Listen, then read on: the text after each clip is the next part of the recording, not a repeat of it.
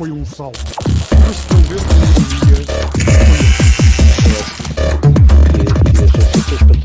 Meus caros, estava aqui à espera que aparecesse a reação de André Ventura à pouca vergonha da sentença que ordena que retire uma verdade, que é os ciganos têm que pagar impostos, assim como todos nós, como quem trabalha, a não ser que os ciganos estejam dispensados de pagar impostos. Eu não sabia isso, quer dizer, na prática estão, sabemos isso. Agora, até na própria legislação não sabíamos. Pensávamos que toda a gente que ofere algum rendimento é obrigado a declarar esse rendimento para depois pagar os devidos impostos, mas neste caso não. Eu também sei que há muito pouca gente realmente a oferecer rendimentos legais, declarados, faturados, isso é zero naquela etnia.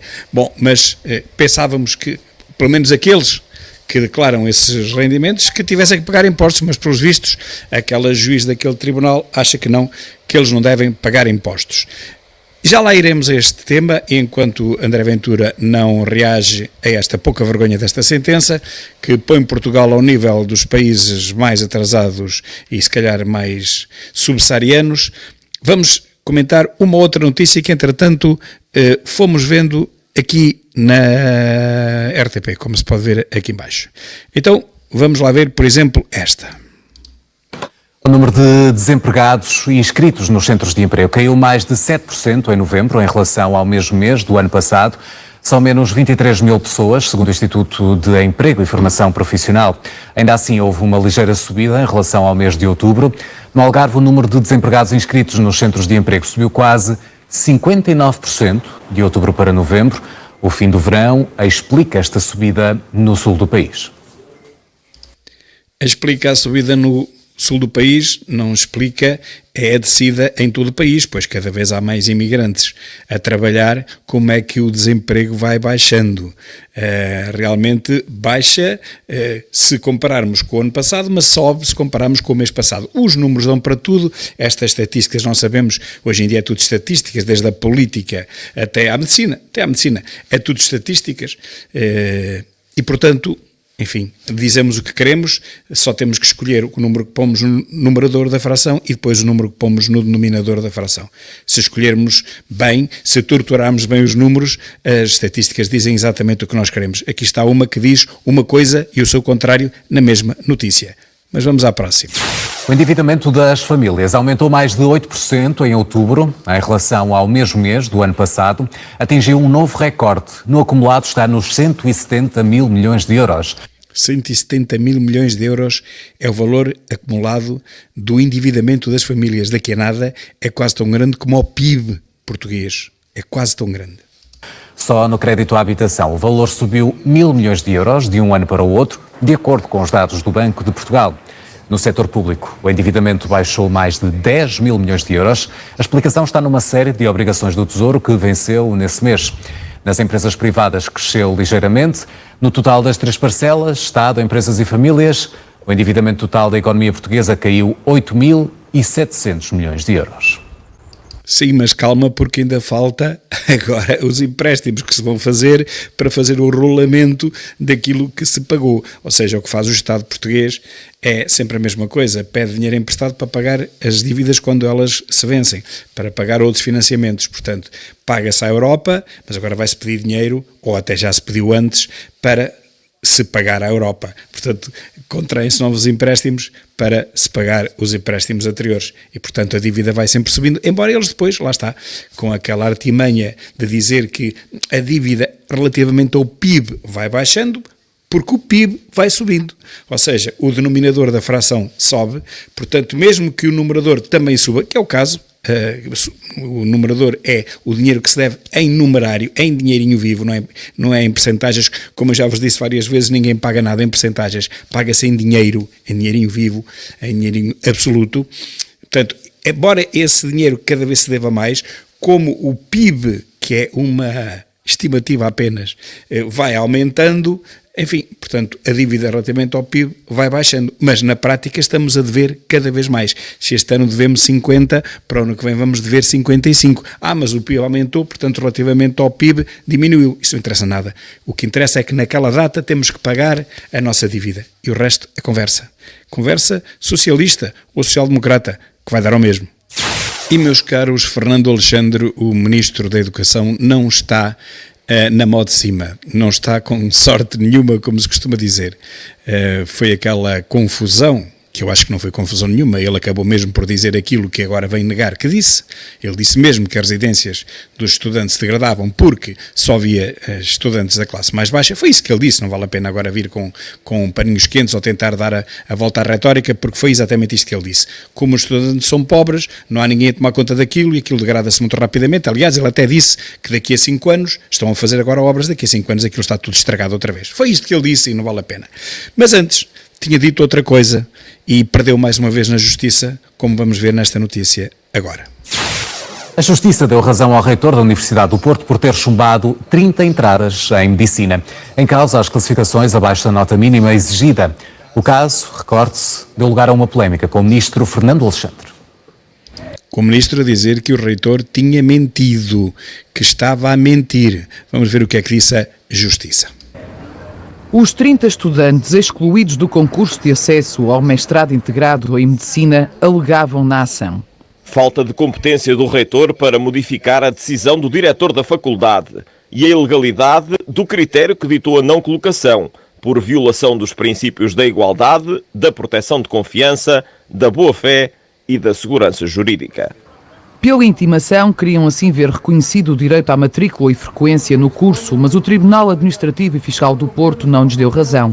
A juíza considerou-a improcedente e absolveu a Faculdade de Medicina de qualquer dano. Isto apesar de ter sido a própria faculdade, em maio, a enviar um e-mail aos alunos a indicar que entraram. Decisão que depois o reitor não homologou por não terem obtido 14 valores, como ditam as regras. Quer dizer, a Universidade vai-se lá saber porquê, mandou um e-mail aos alunos a dizer: vocês não tiveram 14, mas não faz mal, entram na mesma, são 30, vocês entram na mesma, apesar de não terem atingido 14, porque isso já aconteceu em anos anteriores. Só que a própria Universidade que fez isto, depois não os admitiu, o reitor não admitiu esta convocatória e, portanto, isto causa prejuízos imensos, como vamos ver a seguir. Na decisão a que o público teve acesso, pode ler-se: não só o reitor agiu dentro da legitimidade que lhe é conferida, como recusou que a situação de excepcionalidade criada em 2019 e invocada pelos autores do processo como prova de que estava a ser violado o princípio da igualdade de tratamento fosse comparável à situação atual. E porquê é que não é comparável à situação atual? É porque antes, em 2019, não entrou ninguém. Portanto, foi à balda. E agora entrou gente, teve mais de 14. É essa a única diferença. Isso porque na altura nenhum dos candidatos tinha tido 14 e o concurso ficaria deserto, o que agora não aconteceu, com vários a terem alcançado a nota mínima.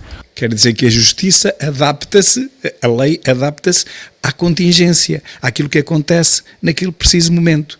Se acontece uma coisa, interpreta-se a lei de uma forma. Se acontece outra, interpreta-se a mesma lei de forma ao contrário. Isto é inacreditável. Os queixosos, alguns a terem mudado de casa e trabalho para frequentarem o curso, não concordam e é certo que vão recorrer da decisão. E bem, porque há um precedente criado. Se em 2019 ninguém teve 14, não interessa que não seja ninguém, pode ter sido alguém e não teve 14 e entraram na mesma, agora tem que acontecer o mesmo. Ou então tem que reverter e dizer: olha, quem entrou em 2019 afinal não é médico. Não podem fazer isso, não é? A Universidade criou uma atrapalhada jurídica, deu cabo da vida das pessoas e remete os pobres, coitados, permita-me a expressão, dos alunos, para como se eles fossem os culpados disto tudo, como se fossem eles que tivessem dito que podiam entrar no curso de Medicina. Portanto, fica muito mal na fotografia a Universidade, também não fica bem a Justiça com decisões claramente contraditórias e, por isso, entendo que a questão merece ser decidida por um tribunal superior. Quer dizer, meus caros, fica mal toda a gente, fica mal a reitoria, porque no anterior mandato, em 2019, aceitou este regime de excepcionalidade, ninguém teve 14, entraram todos na mesma. Fica mal a própria universidade que mandou, não se sabe quem, a secretaria, que mandou o tal e-mail aos alunos que, apesar de não terem 14 valores, podiam entrar na mesma em medicina. E fica mal a Justiça, porque decide de forma diferente perante a mesma situação. Ou tem 14 e entra, ou não tem 14 e não entra. É só isto. Não é uns anos pode entrar, porque afinal se não entrasse não havia ninguém, ficava o concurso deserto. Então dá-se a volta à lei. Não pode. A lei é só uma. Ou alteram a lei ou não alteram. Enquanto não alterarem a lei, quem não tem 14 não entra. Portanto, o que se fez agora está certo. O que se fez em 2019 está errado. Mas a lei é só uma. A interpretação é que foi dupla e contraditória. A justiça está mesmo podre. A reitoria da Universidade do Porto não se pronuncia em concreto sobre a decisão e mantém a apreciação inicial, a de que não há base legal para integrar os estudantes excluídos e só por ordem do Tribunal abre novas vagas. Já sabe que o caso que o reitor chegou a enviar para o Ministério Público por considerar ter havido falsificação de documentos deu origem a forte polémica entre António Sousa Pereira e o Ministro da Educação. O primeiro a assumir ter sofrido pressão de pessoas influentes. Sofreu pressão de pessoas influentes. Aqui a política não acaba, a política mete-se em tudo, a política partidária mete-se em tudo. O segundo a dizer que o reitor mentiu e criou um clima de suspeição pela forma como agiu. O Ministro da Educação disse que o reitor mentiu, mas agora afinal o reitor tem razão, o Tribunal deu razão ao reitor, então afinal quem mentiu foi o Ministro. Não está mesmo com sorte nenhuma, Fernando Alexandre. Fernando Alexandre pediu um parecer à Inspeção-Geral de Educação e Ciência sobre a possibilidade de 30 vagas superanumerárias, mas o organismo recusou e validou a leitura do reitor de falta de base legal. E é verdade, agora é assim, nós precisamos de médicos, sim, mas também é preciso ver de que tipo de médicos é que nós precisamos. Nós não precisamos exatamente de médicos que se formam aqui para irem para o estrangeiro. Nós precisamos de médicos que se formem aqui e que fiquem em Portugal. Seja no público, seja no privado, eu até já dou isso de barato, mas tem que estar em Portugal. Não é irem depois para o estrangeiro ganhar o dobro e o triplo do que ganham aqui, quando se formaram aqui à custa dos impostos dos portugueses. Isso aí não há hipótese. E até acho que o SNS, se é para ser defendido, então tem que obrigar, não sei como, legislar nesse sentido, mas já sei que vai ser inconstitucional, os médicos, depois de se formarem, a servirem alguns anos no serviço público. 3, 4, 5, não sei. Não sei, tem que haver uma lei nesse sentido. Eu sei que isso é inconstitucional, porque isso então também teria que obrigar todos os outros licenciados, os engenheiros, por exemplo, os arquitetos, os professores, sei lá o quê, a prestarem serviço público durante X tempo. É claro, um professor, enfim, não é convidado para ir para a Inglaterra, nem para a França, nem para a Alemanha, um arquiteto também não, um engenheiro não é convidado, tem ele que procurar emprego, mas os médicos são convidados. Médicos e enfermeiros, tudo que seja de saúde, eles são convidados imediatamente, mal se formam, até antes disso, recebem cartas, recebem e-mails, recebem contactos de hospitais privados lá fora e até públicos para irem para lá trabalhar. Ora, isto não pode ser. Nós estamos a pagar um curso de medicina que custa mais de 250 mil euros, segundo se viu aí na televisão, €250.000, para depois, mal se forma o médico, ir logo a correr para a Inglaterra, onde parece que não falta quem peça médicos. Quer dizer, parece que os médicos todos que se formam em Portugal podem ir todos para a Inglaterra, que têm lá lugar assegurado, o que é inacreditável, não é? Bom, mas é isto que acontece. Portanto, enquanto isso não for alterado, e não sei como é que vai ser alterado, porque isto vai ser alegadamente inconstitucional, nós estamos a formar médicos para depois irem embora lá para fora. Estamos a pagar isso tudo e não usufruímos de nada, nem no público, nem no privado. E este é que é o problema. Mas é claro que eu não estava à espera de nenhuma destas notícias, eu estava à espera da notícia da reação de André Ventura à sentença inacreditável de ter que retirar os outdoors que falam nos ciganos. E vem aqui uma notícia sobre isso, vamos ver se é agora que ele vai falar. A esta hora, André Ventura está a reagir a esta decisão do Tribunal. Vamos ouvir lá. O Presidente do Chega, que já disse que hoje é um mau dia para a democracia. Vai avançar agora de impunidade da comunidade cigana. O Cartago não dizia os ciganos não cumprem a lei. Ou os ciganos que moveram esta ação não cumprem a lei. Dizia os ciganos têm que cumprir a lei. Quando um tribunal diz que eles não têm que cumprir a lei, então é um mau sinal de que é o sinal de que a democracia foi pelo mau caminho. E o sinal de que hoje muitos portugueses sentem, muitos centenas de milhares, talvez milhões de portugueses sintam, que esta foi uma decisão que promoveu a impunidade e que essa sim gerou a verdadeira exclusão. Porque a exclusão não é a maioria que faz aos ciganos. É os ciganos que fazem à maioria, querendo excluir-se das regras da maioria e querendo um regime de privilégios apenas para si. Exatamente. Hoje, um tribunal deu luz verde a este sistema de impunidade e de privilégio. E vou falar um pouco sobre isso a seguir. Esta decisão contraria tudo o que há de mais fundamental na liberdade de expressão política do nosso país. Não só as decisões já tomadas pelo Tribunal Constitucional, pelo Tribunal Europeu dos Direitos Humanos, a decisão tomada este ano em relação a cartazes com a cara de Luís Montenegro só mostra uma coisa: quando é os coitadinhos habituais, quando é os coitadinhos do sistema, não há ninguém que tenha coragem de tomar a decisão certa.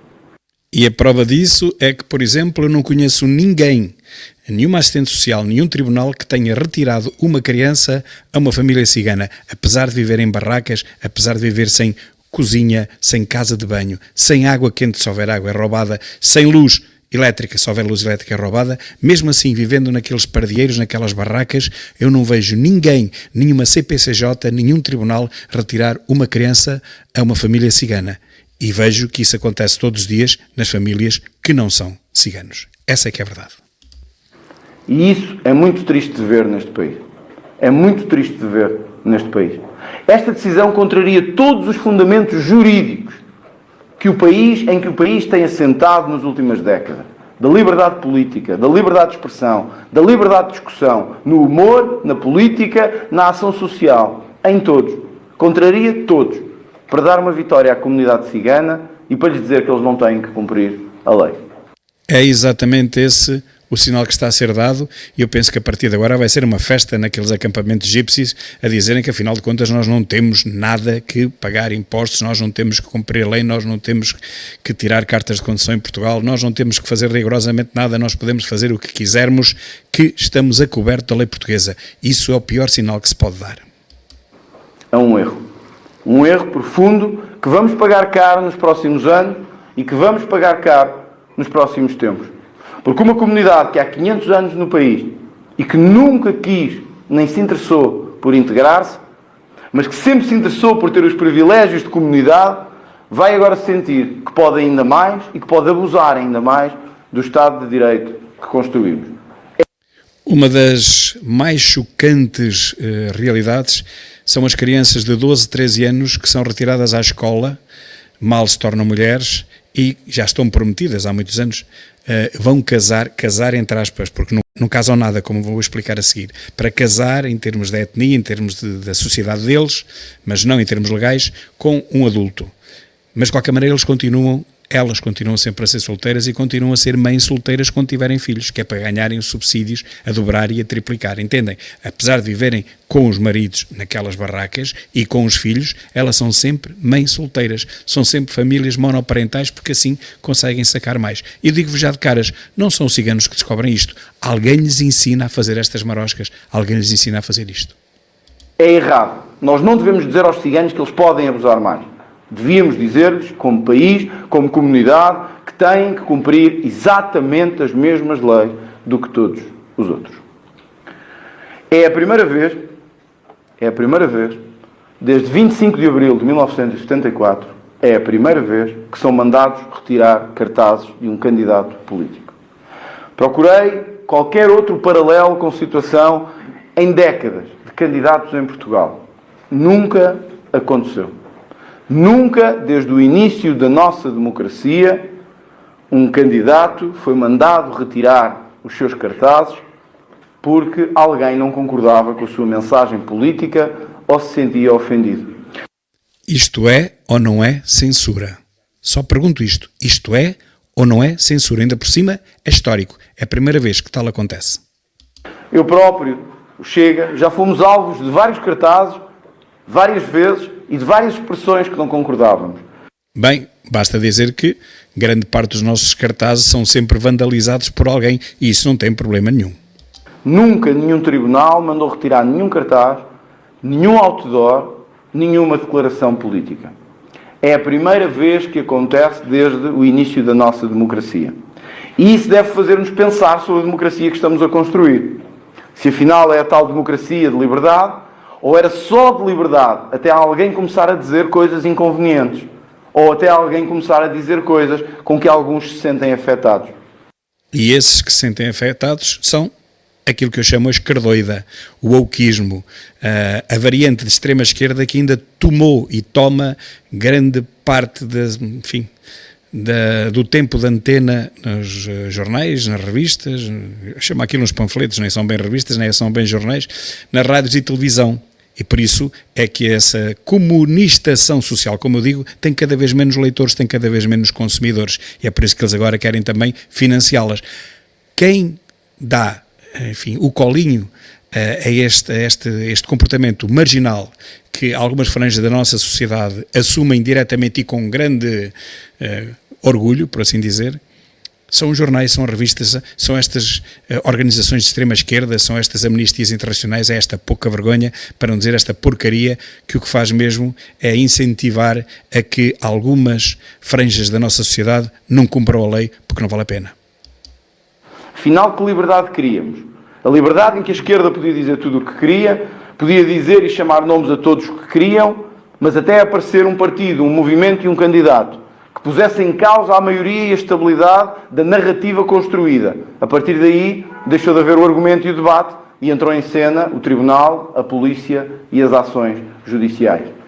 Inacreditável. A democracia refém de vontades político-partidárias. Neste caso é uma corrente wokeista. Apanha mais do que um partido, apanha o PS para a esquerda do PS. Mas eles continuam a mandar nisto tudo. Isto não é democracia. Isto é censura. Nós não devemos querer ser um país de censura. Devemos querer ser um país de democracia. Muito bem, e isto é o fundamental da mensagem. Quando a democracia é substituída por atos antidemocráticos como este. Porque aqui não há nenhuma difamação a nenhuma etnia. Simplesmente se diz que eles têm que cumprir a lei. Não se diz que eles não cumprem, diz que eles têm que cumprir a lei. Isso é muito importante, eles têm mesmo que cumprir a lei, assim como nós. Eu pergunto, se estivesse escrito, os portugueses têm que cumprir a lei, será que alguma juíza ia condenar André Ventura por escrever que os portugueses têm que cumprir a lei? Claro que não. Mas como são os coitadinhos, aí já não se pode dizer. Esses, pelos vistos, não têm que cumprir a lei. Os portugueses têm. Agora, parece que as etnias não. Todos podem agora olhar para estes cartazes e com consciência perguntar-se se 6 ciganos se podem sentir ofendidos por um cartaz que diz todos os ciganos têm que cumprir a lei, então os imigrantes do Bangladesh também poderão fazê-lo.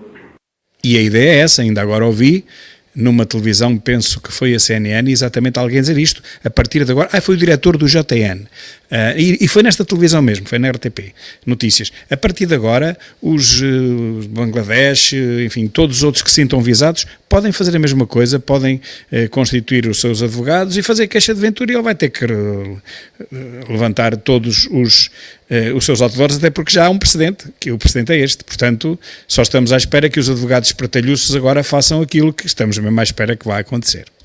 E amanhã poderemos ter imigrantes do Bangladesh a dizer eu não quero um cartaz que diga isto não é o Bangladesh. Alguns dos nossos cartazes dizem que os imigrantes não podem viver de subsídios. Significa a decisão de hoje que todos os imigrantes em Portugal, todos os 1.700.000, podem ir ao tribunal dizer eu sinto-me ofendido com este cartaz. Mande lá retirar este cartaz.